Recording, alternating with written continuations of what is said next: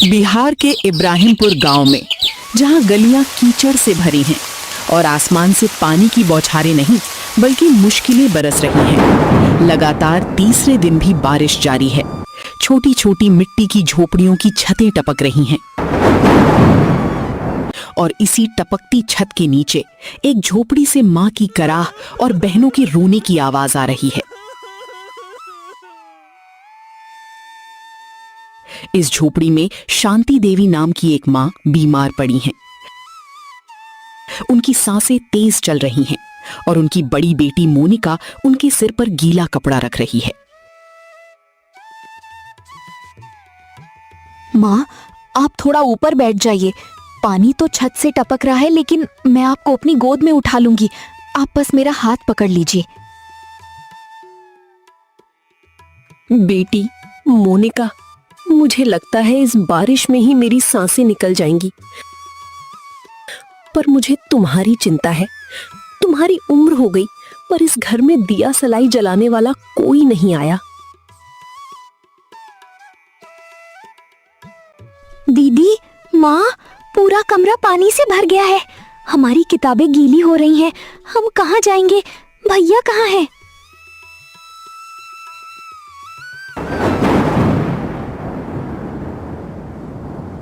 इतने में दरवाजा खुलता है।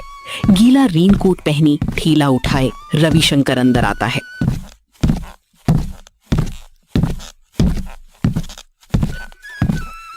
उसकी उम्र महज 20 साल है, पर उसके कंधों पर पूरे घर का बोझ है। उसके पिता राम लखन की मृत्यु हो चुकी है और अब ये नौजवान पानी पूरी बेचकर परिवार चला रहा है। सोनिया, घबरा मत। मैंने छत पर पॉलीथीन डाल दी है। बारिश से डरना नहीं, बारिश में ही तो हमारी पानी पूरी का स्वाद आता है। देख, आज मैं कुछ पैसे लाया हूं, मां की दवा ले आऊंगा। बस तभी डॉक्टर प्रकाश, जो इब्राहिमपुर के ही हैं और बीमारों की मुफ्त सेवा करते हैं, भीगते हुए अंदर आ जाते हैं। वो स्टेथोस्कोप लगाकर शांति देवी को देखते हैं और उनका चेहरा उतर जाता है। रविशंकर बेटा, बिहार की इस नमी और लगातार बारिश ने तुम्हारी मां के फेफड़े को बहुत खराब कर दिया है। अब इन्हें ऑक्सीजन की जरूरत है। ये दवा लिख रहा हूं, लेकिन ये महंगी है। तुम्हारे पास पैसे हैं? डॉक्टर साहब, इस बारिश में पिछले 3 दिन से ठेला नहीं लगा। मेरे पास बस 200 रुपए हैं। मुझे कर्ज दे दो, मैं जान दे दूंगा, लेकिन मां को बचा लीजिए।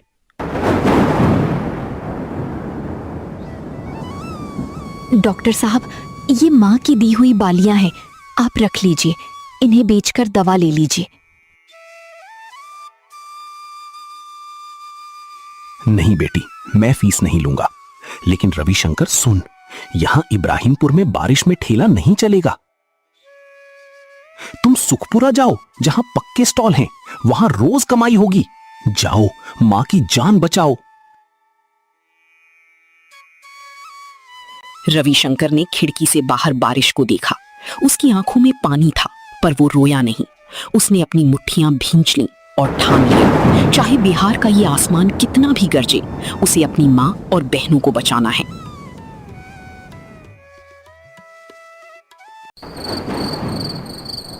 रात के 10 बज गए थे। बारिश थोड़ी कम हुई, पर आसमान अब भी गरज रहा था।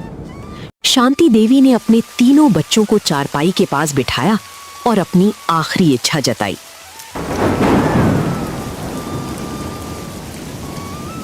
रविशंकर, मेरे बेटा, मेरा दिल कहता है कल मैं ना रहूं। इस इब्राहिमपुर की नट्टी चाची रोज मुझसे कहती है कि तुम्हारी बेटी बूढ़ी हो गई, अब कोई लेने वाला नहीं है। बेटा, मुझे ये ताना जलाता है। तू प्रण कर कि मरने से पहले मैं अपनी मोनिका की सगाई देख लूंगी। माँ, मैं पढ़ाई छोड़ दूं, मैं लोगों के घर काम करूंगी, दीदी के लिए पैसे बचाऊंगी। बस आप ठीक हो जाइए।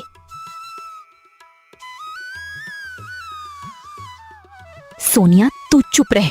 मुझे किसी से शादी नहीं करनी। रविशंकर, तू माँ का इलाज करा।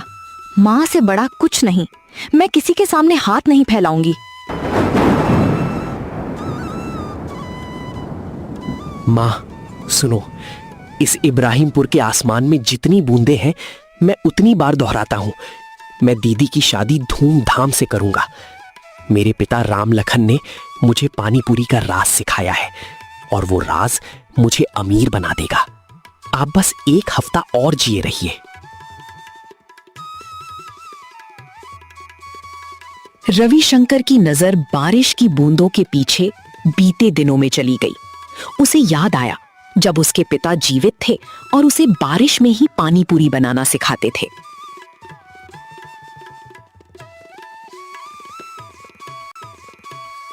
बेटा रविशंकर, बारिश में ये पानी और भी गाढ़ा बनता है। इसमें इमली, पुदीना और कुछ गुप्त जड़ी बूटियां डालनी पड़ती हैं। ये राज हमारे खानदान का है। इसे किसी शिबोध या दूसरे ठेले वाले को मत बताना, क्योंकि ये हमारी रोजी रोटी है, वरना हमारी बिक्री कम जाएगी।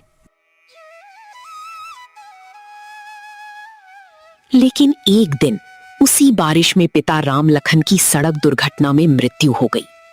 14 साल के रविशंकर ने पिता की फोटो को छुआ।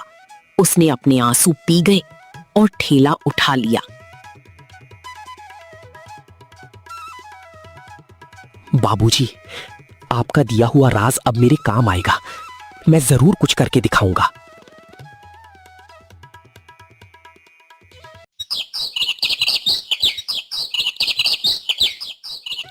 अगली सुबह रविशंकर, मोनिका और सोनिया बस में बैठकर इब्राहिमपुर से सुखपुरा पहुंचे। बारिश अब भी हो रही थी, पर यहाँ पक्के स्टॉल थे, इसलिए व्यापार हो सकता था। तीनों ने एक कोने में ठेला लगाया। आइए आइए, बिहार के इब्राहिमपुर की असली मसालेदार पानीपुरी, बारिश में ठंडक और हमारी गरम चटनी, जोड़ी कमाल की। कुछ ही देर में ग्राहकों की भीड़ लग गई। पहले दिन 800 रुपए, दूसरे दिन 2000, तीसरे दिन 3500 रुपए का कलेक्शन हुआ। रविशंकर को लगा कि अब वो मां की दवा ले सकेगा।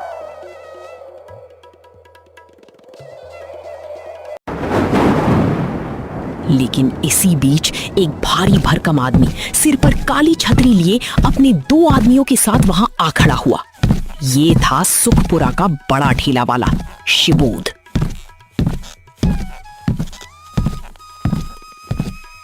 अरे बच्चे, ये मेरा इलाका है, यहाँ मेरी पानी पूरी चलती है। तू कहां से आ गया?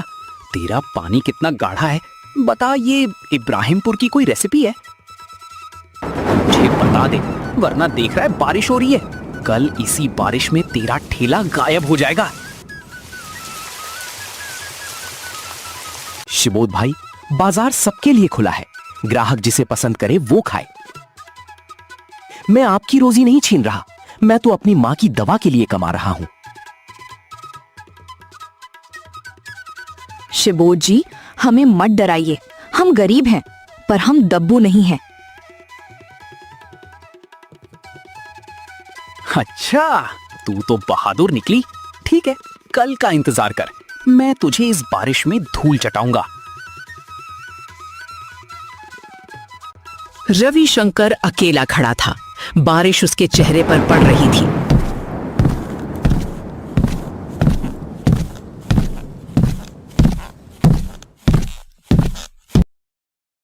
उसने सोचा, अगर यहां से भागा तो मां मर जाएगी, अगर रुका तो शिबोध मार डालेगा। लेकिन उसे अपने पिता के शब्द याद आए,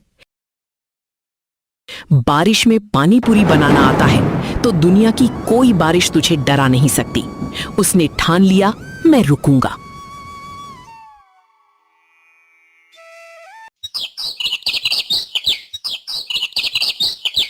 अगले दिन रविशंकर का कलेक्शन और बढ़ गया।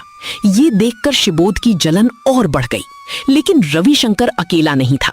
उसके दोस्त गोलू और भोला उसकी मदद करने आ गए। अरे रविशंकर भैया, कमाल कर दिए। तुमने तो पूरा सुखपुरा हिला दिया। पर शिबोध से बचकर रहना, वो बहुत ईर्ष्यालु है। हाँ भैया, उसके 2 गुर्गे हैं, मंगल और सूरज, पर हम तुम्हारे साथ हैं। अगर वो आया तो हम भी आ जाएंगे।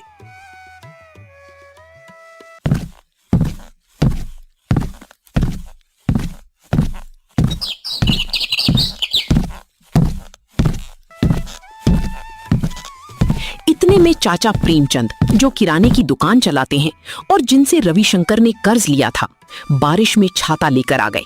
उन्होंने रविशंकर को आशीर्वाद दिया।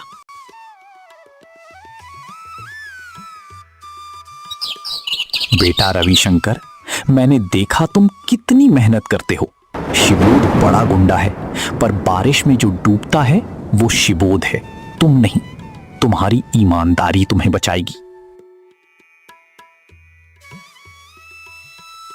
लेकिन उसी वक्त शिबोध खुद डंडा लेकर आ गया। उसने सारे ग्राहकों को डरा धमकाकर भगा दिया और रविशंकर का कॉलर पकड़ लिया। अब बता दे रेसिपी, नहीं तो आज इसी बारिश में तेरी बैंड बजा दूंगा। मैं किसी इब्राहिमपुर वाले को कुछ भी नहीं समझता, समझा तू? शिबोध, ये राज मेरे बाप की आत्मा है। चाहे आज तू मुझे मार डाले, पर मैं नहीं बताऊंगा। मेरी माँ और बहनें मुझे पढ़कर मर जाएंगी, लेकिन मैं विश्वासघात नहीं करूंगा। हम इब्राहिमपुर वापस चले जाएंगे, बस हमें जाने दो। ठीक उसी पल मानो प्रकृति ने गुस्सा दिखाया। आसमान इतना गरजा कि शिबोध डरकर पीछे हट गया। उसने डंडा फेंका और बोला, कल तेरी खैर नहीं, और वहां से चला गया।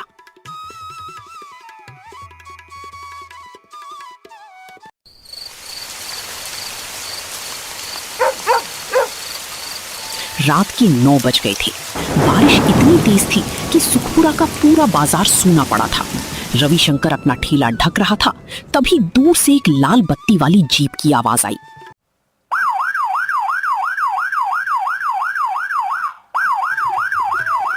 जीप से एक खाकी वर्दी वाला सज्जन उतरे।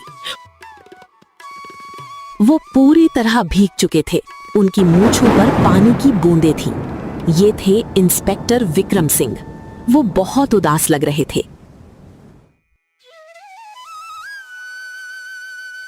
भाई, कुछ चटपटा मिलेगा? बारिश में रोटी सब्जी का दिल नहीं करता, बस पानी पूरी खाने को जी चाहता है। आज मेरी बीवी की पुण्यतिथि है। वो भी बारिश में मुझे पानी पूरी खिलाती थी। बस एक प्लेट मिल जाए तो। सर, आज आपके लिए खास है। लीजिए, हमारी तरफ से बिना पैसे के। बारिश की ठंडक और हमारी गर्म पानी पूरी आपका दिन बना देगी।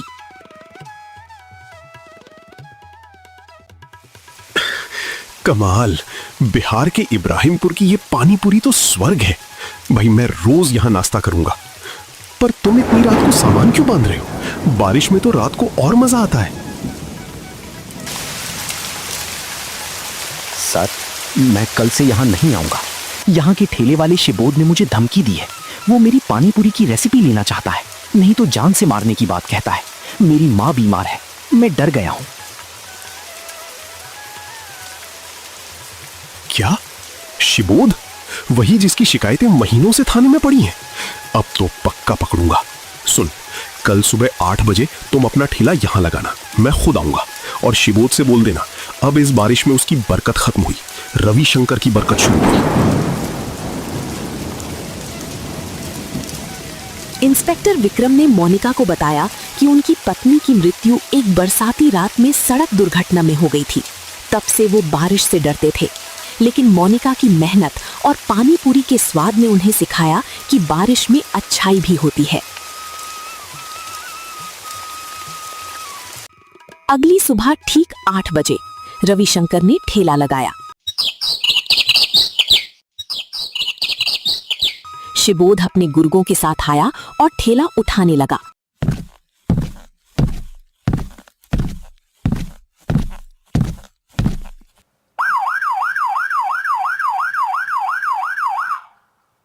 तभी सायरन बजता है और इंस्पेक्टर विक्रम सिंह वहां आ खड़े होते हैं। शिबोध, रुक। तुझे धमकी, गुंडागर्दी और व्यापार में बाधा डालने के आरोप में गिरफ्तार किया जाता है। कांस्टेबल, इन तीनों को पकड़ो।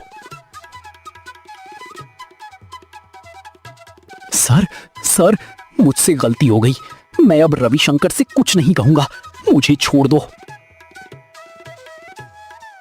पूरे बाजार में तालियां बजी। चाचा प्रेमचंद, गोलू, भोला और यहाँ तक कि नट्टी चाची भी रविशंकर की तारीफ कर रहे थे। शिबोध को पुलिस ले गई और रविशंकर की इज्जत में 4 चांद लग गई। 10 दिन बाद इंस्पेक्टर विक्रम अब रोज ठेले पर आने लगे थे। उन्होंने देखा कि मोनिका कितनी मेहनती, ईमानदार और सुशील है। एक दिन उन्होंने रविशंकर को अकेले बुलाया। रविशंकर, मैं तुम्हारी बहन मोनिका से शादी करना चाहता हूं। मैं उम्र में बड़ा हूं, मेरी पत्नी मर चुकी है, मेरी कोई संतान नहीं।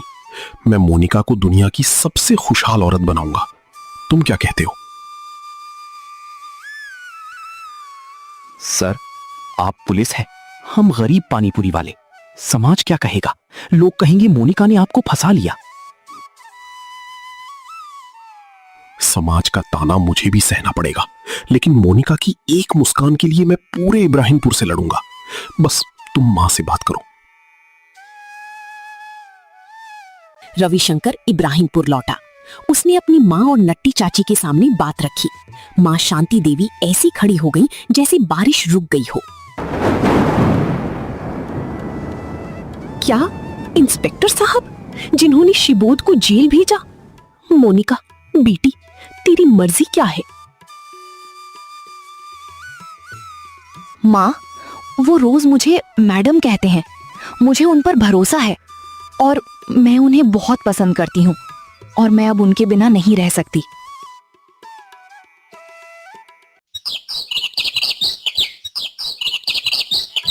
शादी का दिन आ गया।